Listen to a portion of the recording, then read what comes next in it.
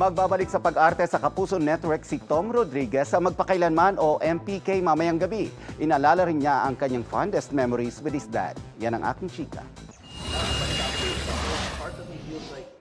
Big step para kay Tom Rodriguez ang kanyang unang panayam sa GMA Integrated News Interviews. Ikinatwaro ito ng kanyang buong pamilya. Yung expression ko dun sa thumbnail, mukha ni Dad yung nakita ko kagad for some reason. Kaya dun, sinend ko sa I sent the link to my family, yung sinend sa akin ni Popoy. And I said, bakit si Daddy nakita ko dito? And everyone was chiming, oh yeah, I see it. And then we all talked about it. Ikinuwento ni Tom na malaking bitak ang iniwan ng kanyang namayapang ama.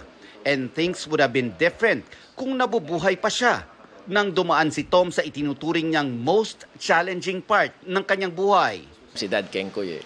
So I think he would have, aliwan niya ako, we'd still have the horses. If he was still around, we'd fix the fences that got knocked down by the horses, fix the roofing that got blown away, and that would have taken my mind off a lot of things. Pamilya daw ang may pinakamalaking ambag sa muling pagsuong ni Tom sa buhay. Kaya't labis siyang nakarelate sa karakter na kanyang ginampanan sa episode mamaya ng Magpakailanman, A Mother to Remember, The Brian Benedict Story. Ang true-to-life episode ay tungkol sa isang aspiring actor na iniwan ang kanyang promising career para mag-aruga sa kanyang inang PWD. Ganon yung naging condition niya, mom niya. Hearing impaired na nga, nagkaroon pa ng Alzheimer's na hindi siya maalala. And just thinking, what if my mom couldn't remember me anymore?